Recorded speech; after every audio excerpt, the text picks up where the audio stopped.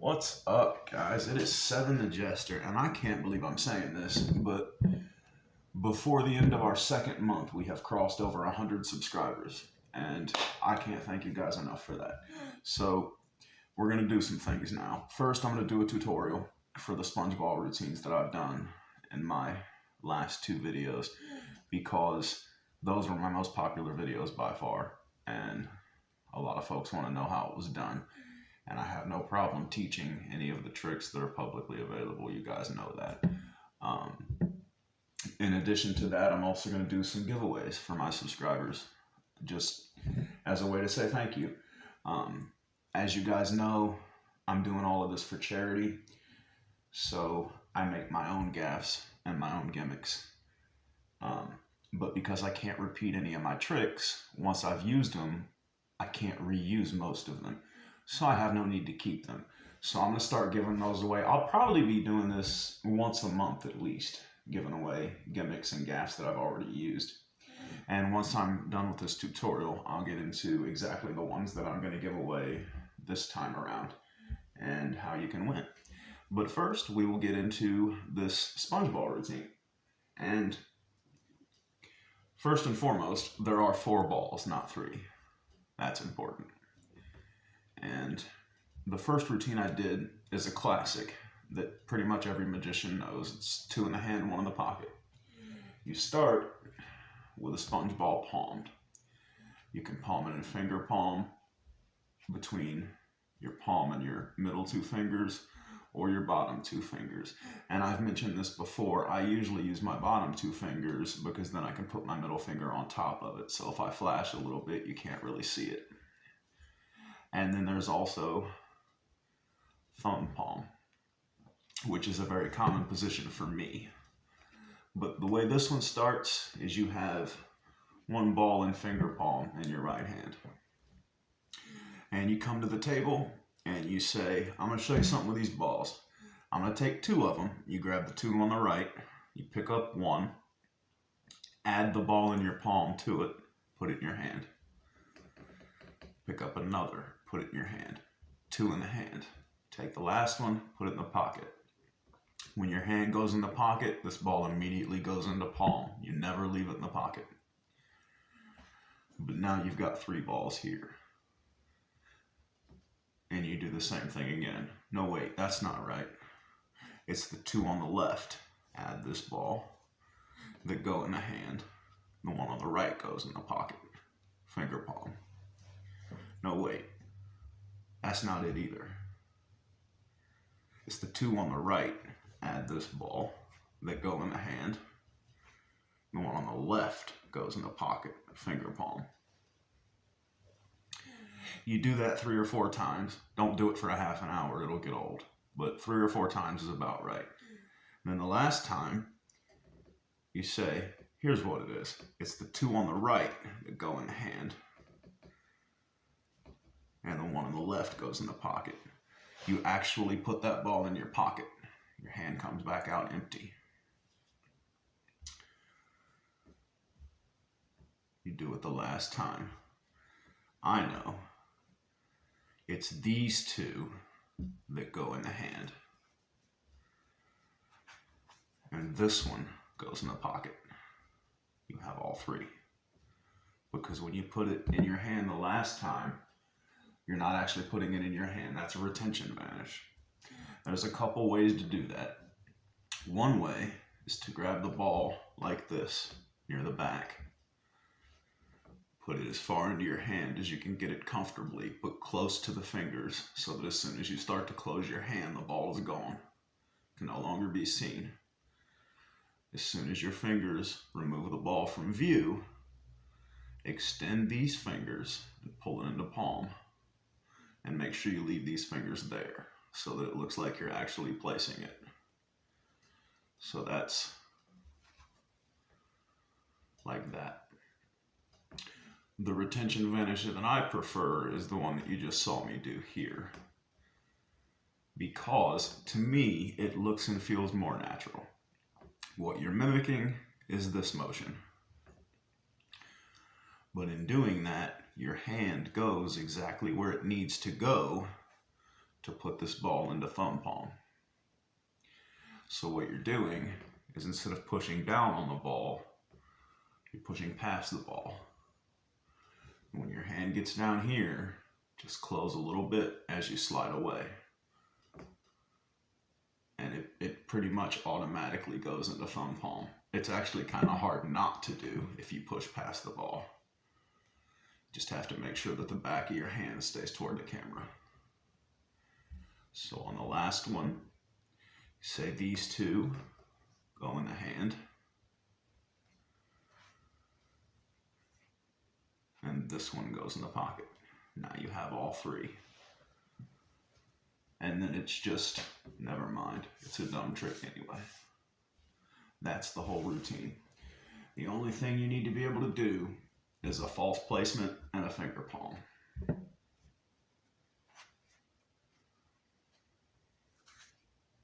That's it. Those are the only things you need to be able to do. And the other routine, where I said we were going to count the balls, only actually uses one. You only need one ball for that whole routine because you're just showing the same ball over and over again. Start with it in your hand, put it in the other hand, do the false placement. 1, go into your pocket, come back out. 2, 3, 4, 5, 6, 7, 8, 9. You know what? I lost count. Let me start over. 1, 2, 3. There's nothing to that routine. I guarantee you can do it. If you don't have a sponge ball, it's no big deal. Wad up a paper towel, or even a little bit of toilet tissue would work.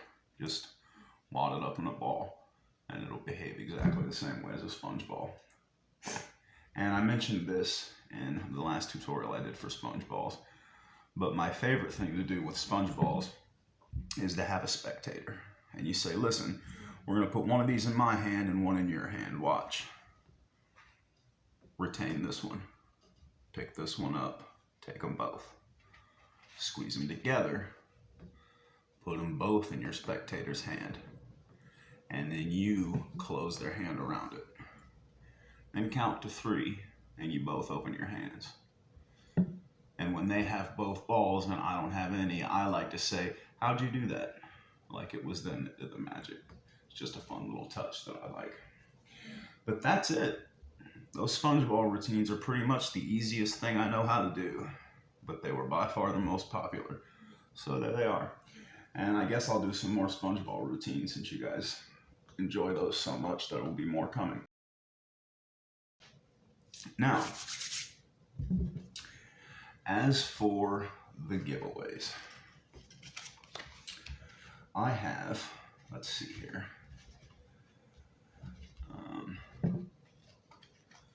Before the sponge ball routines, this was actually my most popular trick, or my most popular video rather. And it is 2 jokers that both very obviously have giant holes in the middle of them.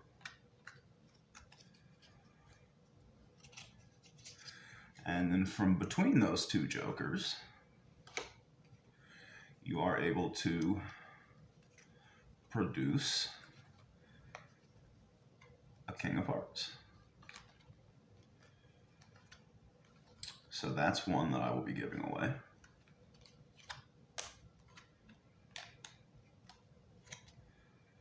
And just as a side note here, if you win any of these and it's one that hasn't already been explained, I will gladly record a video explaining how it works and exactly what you need to do. I'll be giving away this one, which is a King of Spades with a hole in it, and this 4 of Spades with 2 holes in it. And you put this inside, and line up the holes. And I don't think I have anything laying here that I can use to put in the hole, actually. But you put something through the hole, a straw, I think I used a bolt, a pencil, whatever. And then you can hold it here and show that they're locked together, because they will be. They are actually locked together.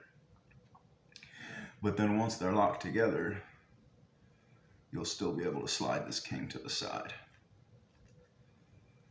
because there's an extra piece there with elastic thread on it that will pull it back into place. So you can lock them together, show that they're locked together, and then the king will still move. Giving away that one. I'll be giving away this jack of diamonds, which you can lay on top of a glass and lay a coin on, and the coin will push straight through the jack and into the glass, and when you let go it will pop back into place. So you literally just push the coin through and it snaps back. I have my this and that cards, which will need a walkthrough if you've never done this before. If you're not familiar with the routine, it's I have a video of it, but I'll run through it real quick. You see, a guy came up to me on the street the other day. He said, I'm going to teach you a lesson with these 3 cards. And he counted them, 1, 2, 3. And he said, what I've got here, I've got this card, I've got this card, and I've got that card. And he said, all you have to do is keep your eye on that card. And when he did that, or when he said that, he moved it to the bottom. I said, that's easy, that card's on the bottom. And he said, no, that's this card. And I said, well, if it's not on the bottom, it must be on the top. And he said, no, on the top is this card. And I said, well, if it's not on the top or the bottom, it's got to be in the middle. And he said, no, in the middle is this card. And I said, well, that's not fair. You don't even have a card that says that. He said, sure I do. That card's right here. I said, well, just a minute ago, there was a this card on the bottom. And he said, yeah, but just a minute ago, there was a this card on the top too. And now it's that card.